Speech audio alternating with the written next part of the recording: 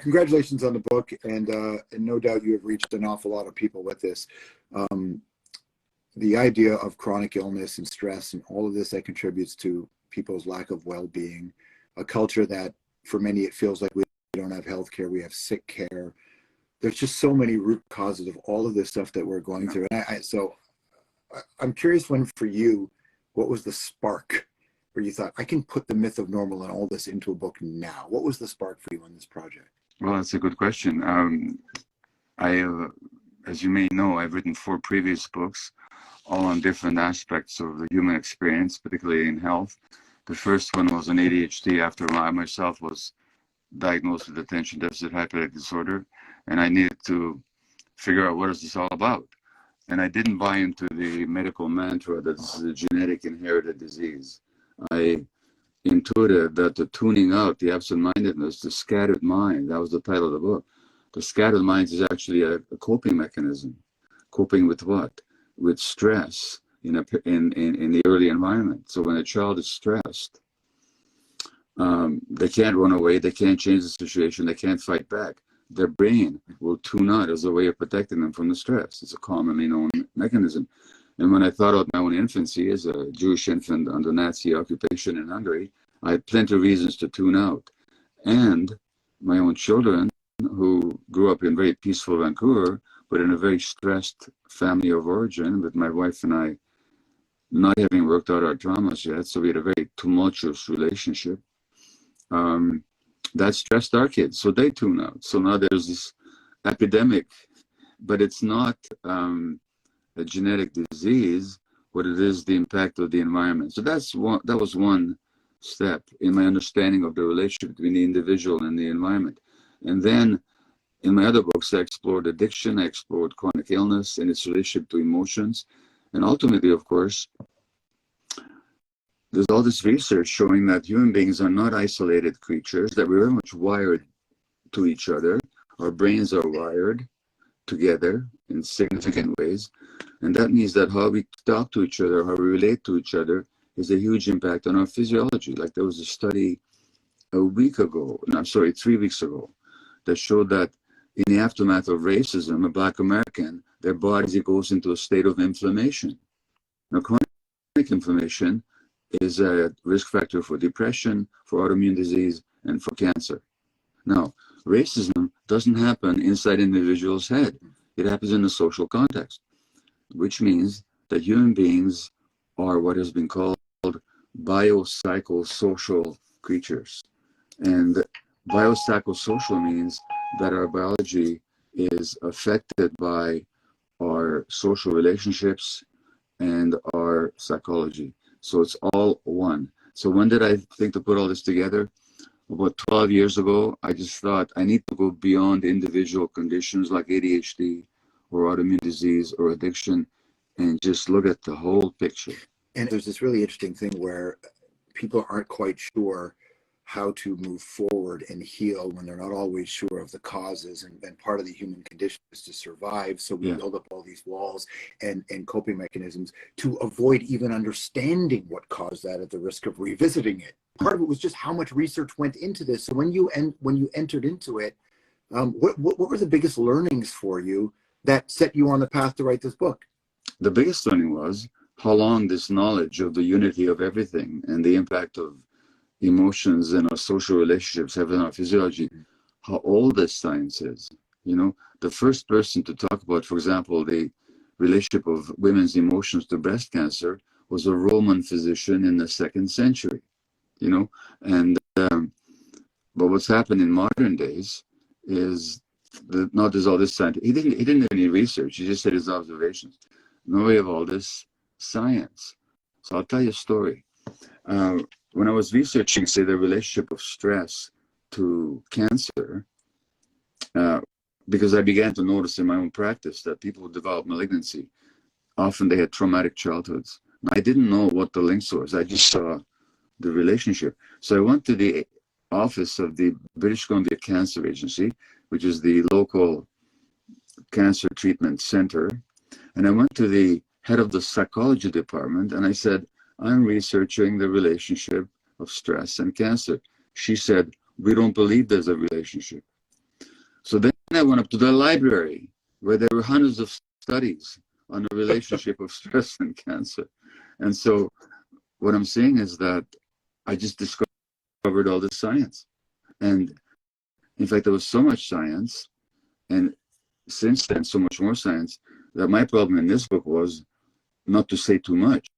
Because when Daniel and I first wrote the book, this is a hefty book, as I think you've noticed. Yeah. And yeah, 500 pages. Originally, our original manuscript was double this length because there's so much information. And our task was to cut it in half and still make the points in a readable fashion. But there's so much information now. And that's what's so astounding to me, or it isn't anymore because I've dealt with it. The average medical doctor never hears this stuff, never hears anything about it, even though it's been published in all kinds of major medical and scientific journals. That's what's interesting here. For example, a study I quote in the book 4 years ago, a woman with severe PTSD, post-traumatic stress disorder, has double the risk of ovarian cancer. And the milder their PTSD symptoms, the less the risk of cancer. Now, that study alone should set us thinking, what's the connection between emotions and stress and trauma and cancer? This was published in a major medical journal. The average doctor never heard of it. You talk about 80% of women with newly diagnosed with autoimmune diseases. No, not that 80% of women, but 80% of autoimmune diseases are diagnosed in women. And so much is connected to trauma. What I found really interesting, I talked about with your son, was that what the chapters I think was really important for people to read, all of it, but especially for men, is pregnancy and how crucial that time is for the health of the woman and the health of the fetus and the health of the child. Well, let me tell you an interesting study from Sweden. If a woman is depressed prior to, during pregnancy, that increases the chance of a premature birth, what's called a late premature birth, sometimes 32 weeks and afterwards. The average pregnancy being about 40 weeks long. If the father is depressed, that increases the chances of an even more premature birth, an early premature birth. And you think, well, why is that? Like, how can the man's depression bear more of an impact than the woman's? Why? Because the woman absorbs the stresses of the husband. That's what women do in this culture. The stresses of everything. And so that, and so that when my wife was pregnant with one of our children, and our relationship was really in trouble, and she went through a very difficult time, I wasn't aware, as a physician, I wasn't aware of the impact of my moods on my child's future well-being. Nobody taught me that. Something that I find really fascinating about your approach is how open you are about how imperfect you are and how much pain you may have caused. Well, you know what? Because I'm just trying to show people, I'm just trying to hold up a mirror to people. We're just human beings, all of us. You know, I've moved on quite a bit in the world, and no matter where I look, what strata of society, what profession, there's just a lot of suffering and unconscious stuff that's affecting people's lives everywhere. And when I share about myself, it's simply to say, well, look, this is what it's like to be a human being. By lots of measurable markers, humanity is safer and better and improving in lots of ways. And then there's still this sense of dread that people feel like maybe it's not. And I know that every era must feel that. But when you take a look at where we are as a society and a culture today, can you assess it? Oh, we're descending into greater and greater suffering and chaos. That's what we're doing. Because on the one hand, we have all these technological advancements. But on the other hand, if you look at the number of children being diagnosed with all manner of mental health disorders, the rate of childhood suicide, the rate of kids with ADHD, anxiety, the number of college students that are stressed and anxious, the rate of autoimmune diseases is going up. In the United States, something like 70% of adults are at least on one medication, and 40% are on two.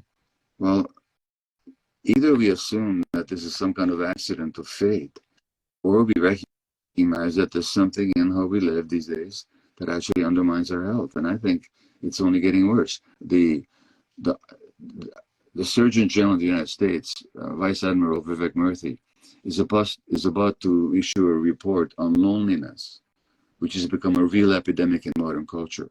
In Britain, they've had to appoint a minister for loneliness. And severe loneliness is as much of a risk factor for disease as smoking 15 cigarettes a day. So, on one hand, our technology and our science is making strides. On the other hand, our social functioning and our social existence is getting more and more impoverished. When I talk to friends who have kids, they talk about how the state of many young people's mental health is in pretty bad shape right now. And the pandemic certainly didn't help lockdowns. How as a society do you think, because one thing you don't do in the book is you don't give everybody the answer. You present the scenario for them. But as a physician, much of what you've done is finding a path to healing. So, and you do here, well, what do you do about where kids are in our society today? Well, so let me ask you a question. If you're a gardener and if you wanted to cultivate a certain plant, what questions would you have to answer? Well, I think the first question should be about what kind of plant do you want, but also how's the soil? How's the soil? Yeah. Exactly. What kind of soil does this plant need? How much irrigation? How much sunshine? So same with raising kids. Not what do I want the kid to be or how do I want the kid to be, but what are the child's needs for healthy development? And those include, and I talk about this in the Myth of Normal, those include a secure attachment relationship with non-stressed, attuned, emotionally present, non-depressed adults. Now, that's how many parents can provide that one? Furthermore, if you look at how we evolved as a culture, we didn't evolve in nuclear families. We evolved in communities, in small band hunter-gatherer groups, and kids had lots of other adults around to relate to. Number three, if you look at how indigenous people raise their kids, you know that when the Europeans first came to North America, they were appalled by how the indigenous people raised their kids. You know why? Because the native people didn't beat their kids. So, and they didn't allow the kids to cry. If a kid whimpered, they were picked up right away, you know? And so these are the needs of children dictated to us by evolution. So if you look at how parents are parenting these days, the stress that they're under, how most of the day they don't even see their kids, how then not to mention the invasion of these vicious enemies called cell phones and iPads and screens and computers, where a lot of people spend most of their time in complete isolation. But even before those, I mean, the real thing I find is that our culture, certainly over here, was, oh, who's that? Who's the cat? That's Nutmeg. Yeah, this is. Hello everybody. This is Nutmeg. So cute. Hello. It's, you know, even before technology took it to where it was, I mean, it was really just the weight of the workforce and capitalism and just dwindling rights and losing protections. And we have a culture of productivity, but they expect the working person to be the productive one and reap almost none of the rewards. This is the culture of parents. So all these people became the parents. And in fact, things are changing, but there's always been this pressure on them. And maybe the system that we're in is, well, not maybe, but it is clearly unhealthy. Well, that's true. That, you know, if you look at the rise of capitalism and child labor and the terrible stresses and poverty and all that, you know, it was always used to be tough, really tough. And in some ways much tougher than it is now for a lot of people. At the same time, there was much more of a sense of community.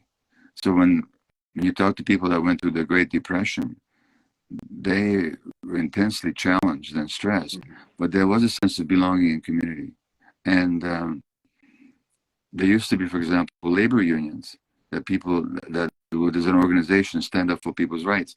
The labor movement has been pretty much been destroyed in the last 40, 50 years. And so that people are on their own, you know, so that the uncertainty in people's lives. So a fellow Elon Musk buys Twitter because he's got the money in his hip pocket to buy Twitter, you know, and so he buys Twitter. The first thing he does, he fires 7,500 people. That means 7,500 individuals or families will now be looking for a new place to live, a new existence, a new job, something. The other 7,500, he tells them, you can keep your job, but you're going to work more intensely and longer hours. Now, and they have no protection whatsoever. No protection whatsoever. So people have such uncertainty, such insecurity, such loss of control, and insecurity and loss of control and lack of information and uncertainty. These are the triggers for stress, which makes people's bodies inflamed. And inflammation in the body, as I said before, is a risk factor of a disease. So these are modern conditions, even in the midst of all this incredible wealth. And by the way, what is also rising is inequality. So that, and it's been studied over and over again by epidemiologists, Michael Marmot in Britain being one, who showed that the more inequality in a society, we're not talking about absolute wealth, we're talking about the more inequality there is, the greater the disease, the more illness there is. Is So is all stress bad? These are the modern conditions. Well, no, I mean, look, stress, we wouldn't have stress or a stress response if it wasn't necessary. So if you're out there in nature and you see a predator coming towards you, you should be stressed, because the stress response involves energizing your body and getting you more prepared to fight back or to escape. That's a good thing in the short term, but it's meant to be a short term. Then there's chronic stress, like going to work at a lousy job with a terrible boss every day, or being in a marriage where both partners are traumatized and they're acting on their traumas on each other. We're in a number of stresses, and this goes on and on and on to the point that people even think it's normal to be this way. Now, that chronic stress, in the short term, acute stress helps you survive. In the long term, chronic stress thins your bones, puts fat on your belly, so they have more risk of heart disease, makes you depressed, undermines the immune system, and increases the risk of heart disease and of diabetes. So when you say is all stress bad? No. An acute stress response is essential for survival. Chronic stress threatens survival. All the things we're talking about as it relates to work and the things that cause stress environmentally into somebody, what we also know is that a lot of these corporations, if not most of them, work really hard, really nefariously behind the scenes to fund politicians and to support them, who will ensure that this kind of imbalance continues. So if we don't, however long it would take to reimagine society and get it working, however long it takes to rewrite laws and do all that stuff and bring back protections, in the meantime, people have to find a way to get to be okay. How do we do that, knowing that these other stressors are going to be there? Well, so if you look at the stress response, it's got three aspects to it. There is the physiological stress response with elevated cortisol and adrenaline, which again help you fight back and survive, in a short term. That's the stress response.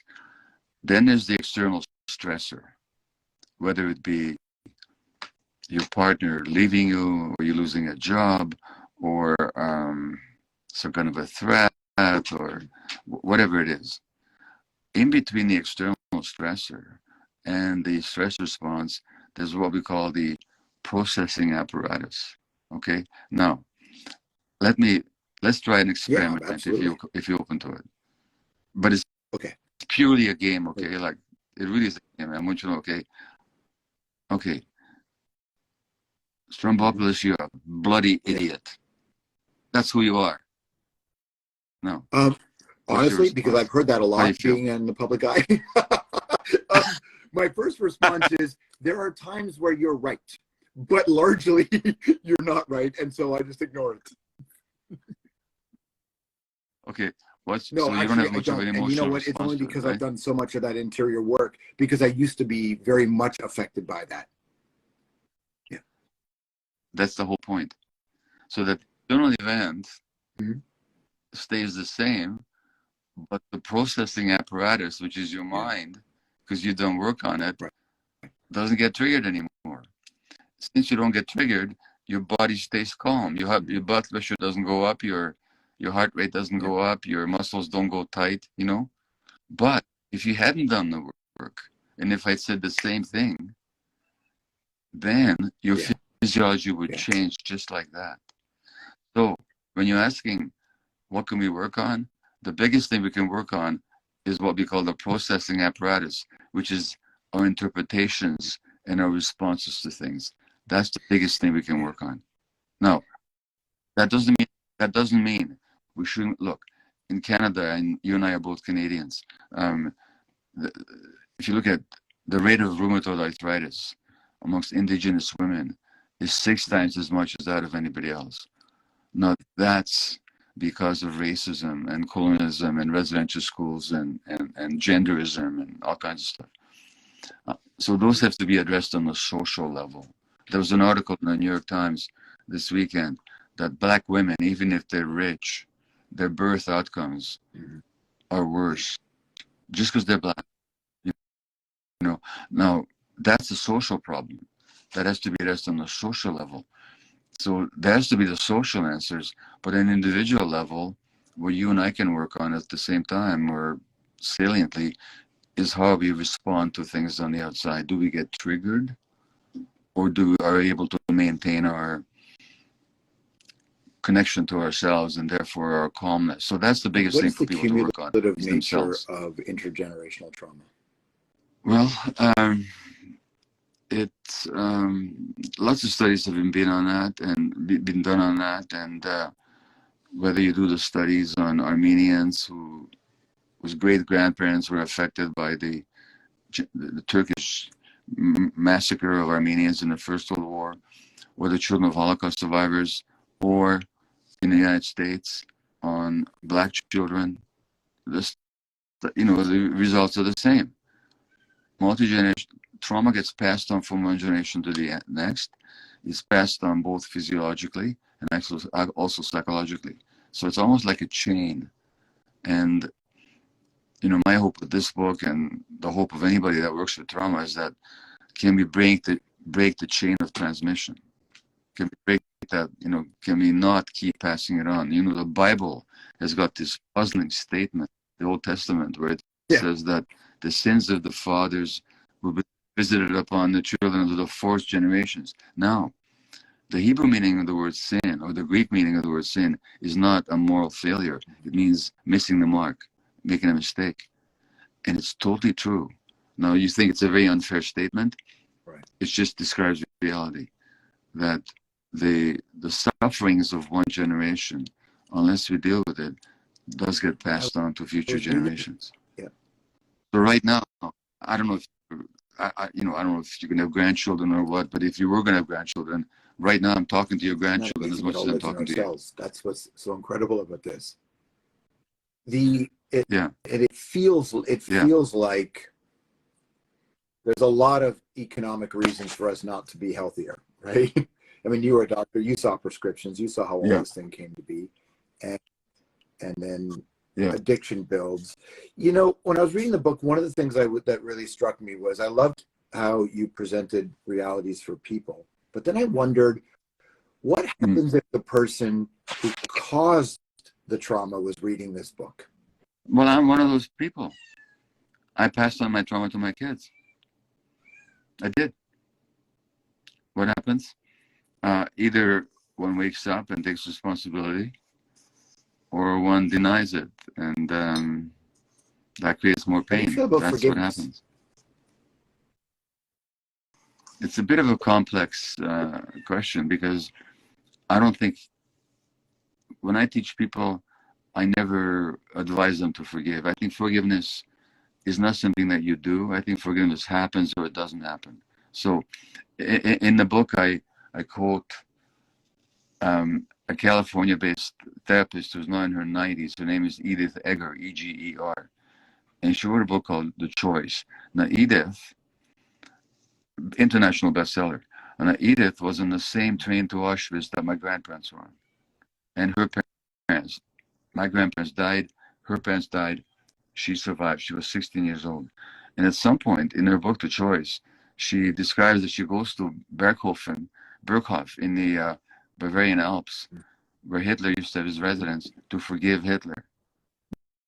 Not to say that it was okay what Hitler did, but to let go of the resentment and the tension in herself around it. She says, why should I keep this cage inside myself when I've worked so hard to survive and to have a good life? So Edith seems to have made a choice to forgive, but I think she had to do a lot of healing before she could do that. In my view, I don't advise people to forgive. I say just heal. Did Edith also have a sister who couldn't quite get to the same place of healing? That may be the case.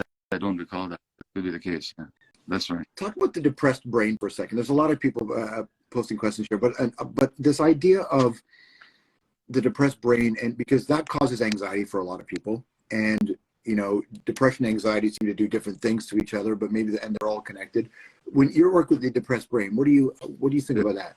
Well, first of all, I've had depression myself, and I was in my 40s then, and I didn't even know that I was depressed until I wasn't depressed anymore. So I took antidepressants for 3 days. I felt like a different person. And I said to my sister-in-law, you mean people can feel like this normally? There was a book published in the 60s, I think. The title was, I've been down so long, it looks like up to me.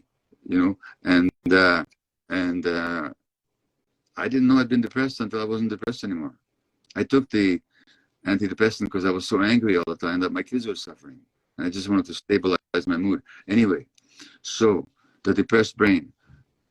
However, despite the usefulness in some cases for a while of antidepressants, there's no evidence that the depression is actually caused by some biological reasons. No evidence for that at all. What is the case is that life affects the biology of the brain. So the neurotransmitter, the chemical messenger in the brain, are affected by how much stress you've had and how much trauma you've had. Now, if you look at the word depression itself, what does it mean to depress something? Yeah, you have to push it down. That's what depression means. Now, what gets pushed down in depression are people's emotions, particularly their healthy anger. Why do people push down their emotions? Emotions are given to us by nature for a really good reason. They help us survive. Why would any human being push down their emotions? Because their environment doesn't know how to handle their emotions. So if your kid gets angry about something and you've listened to one of these famous psychologists who tell you that an angry kid should be made to sit by themselves so they come back to normal. In other words, anger is not normal.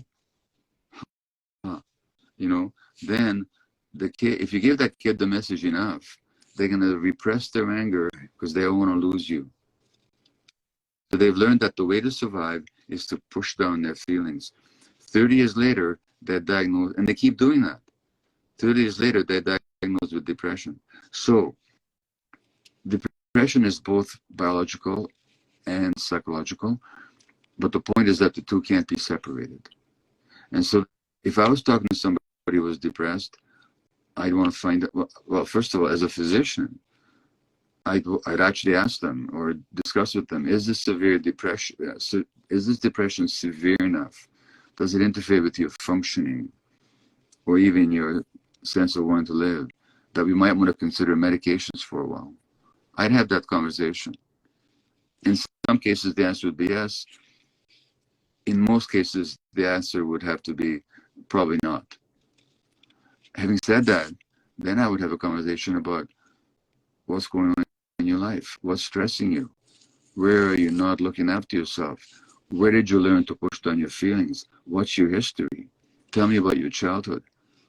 That's where I would go with a depressed person. And then we could discuss treatment modalities, which could be therapy, it could be nature, it could be, in some cases, psychedelics, it could be meditation, yoga, whatever, or any combination of these things. But I wouldn't see the depression as sort of an isolated disease. I'd see it as a manifestation of their lives, beginning in early childhood. You mentioned that psychologist. Without mentioning him, you mentioned him. And right now on social media, there are so many versions of toxicity being presented, with a shot of a man sitting behind a microphone telling other boys and men what men should be and how mean and tough they should be. Yeah. And you have this other side. I've experienced watching people tell all these young kids and young boys who are angry and finding their way that they're wrong, they're wrong, they're wrong. And you have all these kids running to the people who are saying, no, you're right. You're right. And I wonder how you tackle that as a society. Yeah. Well, look, this society really screws up all genders, because it separates people from their true emotions and their true selves, and it gives them a false image of how to be. Now, if you really want to find out the cost of toxic masculinity, where we have to be tough and unfeeling and invulnerable and the biggest MF on the block, if you want to find out the cost of that, who you talk to? Right. Talk to veterans with PTSD. Talk to first responders, firemen, police personnel with PTSD. And in order to heal, they have to become very vulnerable, very soft, really open up, drop the tough act, drop the idea that it's all on you, suck it up, you're by yourself, connect with other people. And these tough veterans who've been through the worst of the worst will tell you, so what this society does for genders is it makes some genders or some choice of genders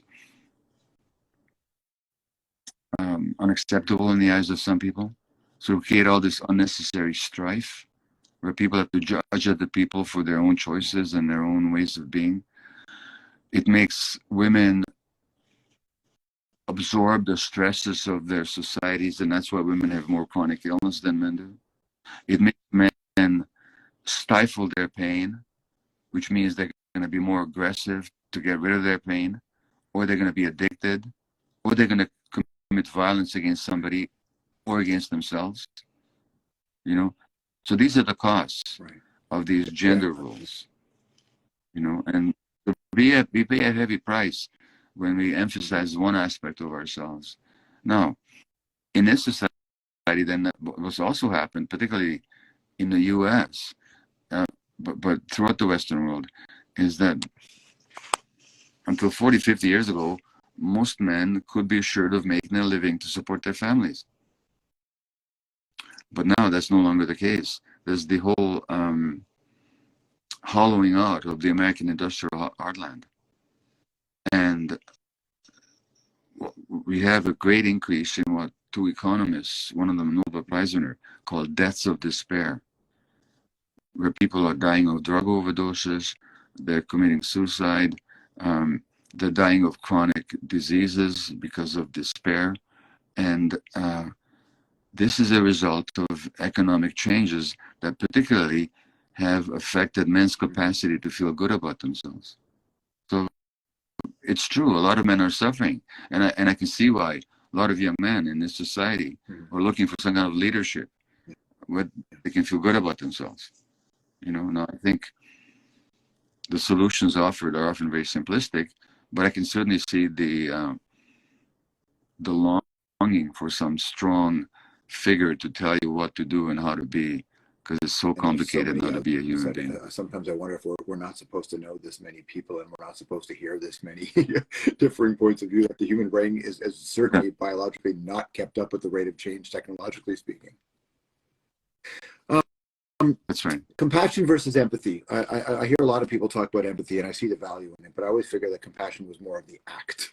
And as we try to let people heal, because a lot of what we're talking about, some of these guys, men and women, go on to do terrible things, and to reintegrate them, to integrate them into society, to create a scenario where people can actually heal, because we are very, it appears, and I don't know if the biology says we're vengeful or just conditioning has made us a vengeful people, but how do you make this heal? Well, you had my my son Daniel on, and again I have to really emphasize that this book, The Myth of Normal, I didn't write it by myself. Okay, I didn't write it by myself. I wrote my son Daniel, and I could not have written it. And Ben and I have had a lot of our struggles and tensions over the years. And I had a conversation with him recently that was so illuminating, exactly on this question of empathy versus compassion. Now, I think they're both necessary. But Daniel said to me, Dad, I don't want your compassion, I want your empathy. And I said, what do you mean? And he said, compassion is I feel bad for your suffering. Empathy is I get how you feel. I get it. Right. I think empathy is so important. Actually, you have to get. If we had enough empathy in a society, where we would actually get the experience of other people, not just physical experience, but their emotional experience of what's happening for them inside them. So we become very good at distracting ourselves so that we don't feel anything. We talked a little bit about how there is a certain element of stress that is healthy because it's what protects you. What is healthy sadness? Oh, well,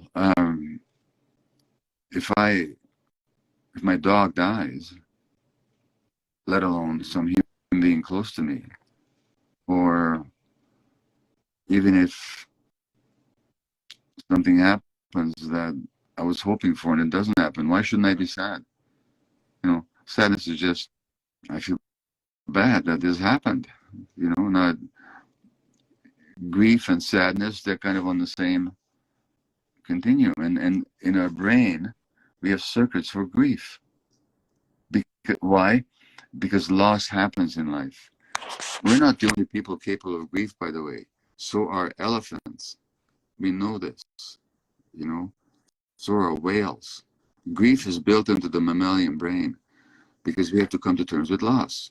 And grief says, oh, something is gone that was really important to me, and now I have to let go. So the role of healthy grief and healthy sadness is that you let go of what we can't hold on to. And that happens a lot in life. That's just, life is like that. If things go according to order, everybody's parents are going to die before the children die. Not sometimes it's always a tragedy when it's the other way around, but there's going to be sadness there. There's going to be sadness because your friend moved away and you really miss them. The key to not run from it or distract yourself from it, but to process it. Mostly it needs to be experienced rather than running away from it, rather than running to drink it off or smoke it away or deny it, or mostly sadness to be processed just has to be experienced. And the only reason people have to process it is because as kids they didn't have the environment, but they could just experience it. Because usually when they were sad, they were left on their own. And nobody said, "No, you're really feeling sad right now." If he had the experience of just being allowed your sadness, and if a kid is sad because, let's say, their friend won't play with them, the thing is not to, oh, let's call somebody else, or let me buy you an ice cream cone, or suck it up, get over it, no big deal. You say, oh, it's really too bad. You're really feeling sad, huh? You really wish you could be playing with your friend right now. It really hurts you that it doesn't want to play with you. Then the child learns that it's okay to be sad and it'll pass. Then as an adult, we don't have to process it. We just have to experience it. So few of us have that experience of being supported in our emotions as kids. I'm watching some people react about how, the book clearly impacted them, and for some they're listening to us and they're thinking, oh my God, this sounds so sad. Like, how do we get through all this? Can we actually get through this? Would you characterize yourself as an optimistic person or a hopeful person? Well, never mind being an optimist. I don't. I know why I started thinking about your TV program years ago. Yeah. Because I wanted to ask you a question. In terms of your understanding of the world and of yourself and your comfort in it, is there a difference between 20 years ago and now in you? And is that a positive difference? I think it is positive in many respects. I think where it is negative is that I've constructed a life where my entire life has been about working and creating things, and I think that I built I'm very durable. So my productivity is really, if like I'm right there, I can do it, but I realize that that's not good for me. And so what I've been trying to do is figure out a better way to do it. But yeah, it is, because I realized that you can't end pain, but you can end suffering. And so I've adjusted how I approach what I feel. Yeah. And in terms of your comfort with yourself, and you're probably miles ahead of where you were 20 years ago. So it's not a question of being optimistic. It's a question actually of knowing people have the capacity to grow and to heal all their life. I don't have to be optimistic. I just have to see that. That doesn't mean that I see it in everybody, but all I have to do is see it in one person. And then I know that it's possible, and also to experience it within myself, or knowing just how fraught my relationship with my children was, and really how much more connected we are now, and how much more honest we are with each other, and how much more accepting. I just know that things can get better. That's not optimism, that's realism. Daniel talked about this when we spoke, that this is forensics. Like, this is science, what you're doing here. It's not like your old school 80s self-help book section, right? This is different. A few more things I want to ask you before you split. One is about music in just a second. Does a traumatic event, what's the difference between experiencing a traumatic event and then having the effects of trauma in you? And can you experience a traumatic event and not be traumatized? Well, an event is either traumatic or it isn't. So you can have a tsunami that can traumatize one person but not another. Maybe because they can both have their houses destroyed, and one might be traumatized and the other is not. And the reason the first person is traumatized is because they have no view of life other than what they possess. So if my possessions are destroyed, my life is not worth very much. The other person might have their house destroyed, and say, okay, I'm really sorry, I'm sad, I'll move somewhere else, or I'll rebuild if that's possible. So the event is the same. It's how we experience it inside. And trauma means not that something bad happened, but that something bad happened and that wounded us inside. So now we're more limited in our response to life. That's what trauma is. So trauma is not just bad things happening. Trauma is bad things happening and that changing us on the inside in a way that makes us more limited, more constricted, more hopeless, more afraid, more volatile. That's what trauma is. So you can't call the event traumatic unless it causes a wound. Otherwise, it's just an unfortunate event, or but it's not traumatic. Do all traumas, or the people who have experienced trauma and it's inside them, fall into a couple of categories in the way they react? They're pretty, some find the word dangerous. Some will feel that the world is that they're the problem, not the world. Yeah. Well, people who are traumatized, especially young children who are traumatized, they believe they develop a shame-based view of themselves. So they think there's something wrong with them. And because the child doesn't know how the world should be, you know, and it's actually, for the child, it's easier to believe that there's something wrong with me, because at least then if I work hard enough, I can do something about it. But if I believe that the world is a terrible place and everybody's against me and my parents are useless, and that's unbearable for the child. So it's actually protective for the child to believe that there's something wrong with them. Strange, what I've but that's noticed how it works. over the years of interviewing people is that, especially artists, a lot of them who experience this stuff, there's a connection between the creativity and the imagination and trauma. Have you found that? None. No, that's not what I found. What is certainly true is that many artists have suffered greatly. Many musicians have been traumatized. Look at the great stars of the music world. How many of them had been, you know, from, to speak about my era, you know, John Lennon or an Elvis Presley or Kurt Cobain, you know, and Amy Winehouse, you know, these were all very traumatized and extraordinary creative people. But it's not the trauma that created the creativity. The two are often associated, but not because the trauma creates the creativity. I believe it's because something else. Who becomes creative? People who are extraordinarily sensitive. And sensitivity means, from the Latin word sensere, to feel.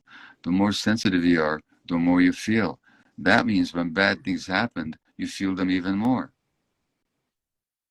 It's the same sensitive people, because they're so sensitive, they get hurt so badly, but because of their sensitivity, they're also the creative ones.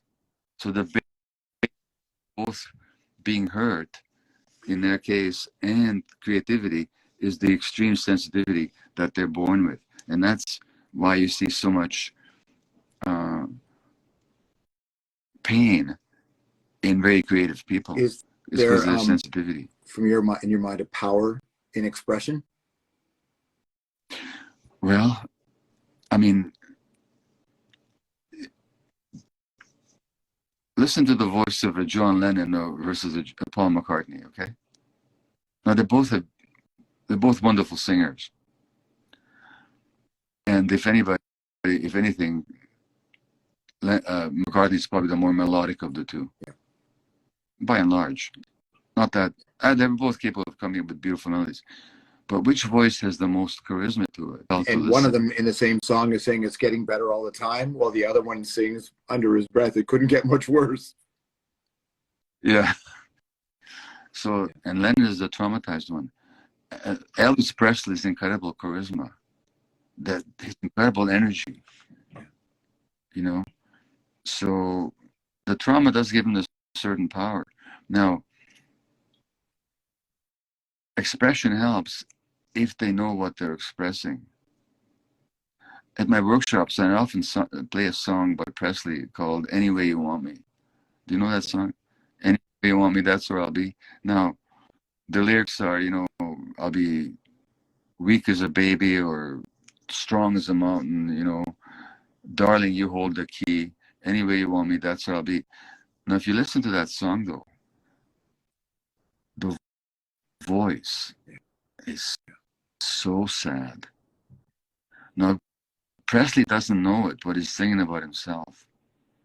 He made himself into the image that the world wanted, and he totally lost himself. But the power of that song is not just in the loveliness of the melody, or the poignancy of the melody, or the poetry of the words. It's in the ineffable sadness in his expression, but he doesn't know it. Dr. Gabor, when you were at your most sad and you put on a record, what do you put on? I understand you have quite a collection. Yeah. What do I put on? Usually I put on something really, well, I'll put on some beautiful aria by Bach, or I'll put on some really crashing symphony by Mahler or Shostakovich, somebody modern or relatively modern and very powerful. How many records do you have in your collection? I used to have a addiction to purchasing music, not to the music, but to purchasing it. I mean, I love the music. That's just a love. But the addiction was to the acquisition of it. So I had way too many than I could keep in my house. Not only that, I kept replacing them. So I have thousands, probably, or hundreds. I don't count the number, but I have shelves full of CDs, let alone all the ones that I got rid of over the years. And you know what? Here's where God's having his little joke, or her little joke, or their little joke. Is my hearing is getting impaired. So so God says, okay, buddy, you thought you're gonna get old and retire and listen to all this beautiful music. I got news for you. Do you think about, I mean, how could you not? How do you think about mortality? How do I think about it? Well, I mean, intellectually, one knows that it's inevitable, right? I don't particularly see myself as being ready for death, but then who the heck knows, you know? You know what? I think I'll tell you that when I come to the point where I can't. I mean, even now I know I'm going to die, but there's nothing saying to me, it's going to happen today or tomorrow or the day after. You know what? I'm blathering now. I don't know what I'm talking about because I'm confused. I'm not confused by your question. Yeah. I'm confused by my thinking around the question. Yeah. I know it's inevitable, and I can tell you as I get older, I think more about it. I mean, look, realistically speaking, I published my last book on addiction in the realm of hungry ghosts in 2009. That was 14 years ago. Will I be beyond another 14 years? I just turned 79. I'll be a very unusual person if I'm still around another 14 years. And that 14 years, George, when I was published that book, seems like it was of an eye ago. Does. So that's how I think about mortality. Now, as to what happens when we die, I don't think very much. You know, we breathe out. You know what it means to breathe out? It means to expire. I'm so grateful for all your writing. I'm so grateful to finally have this chat with you, and for the Myth of Normal. What you've done with your son is pretty fantastic. And I thank you for your time today and sharing. By the way, thank you for your interest. You too. Next time, nice what we do next time is let's just do a music conversation and pick your favorite songs for our show. Thank you, sir. Have a wonderful night. Thank you. Take care. Bye bye. Take care. You too. Bye bye.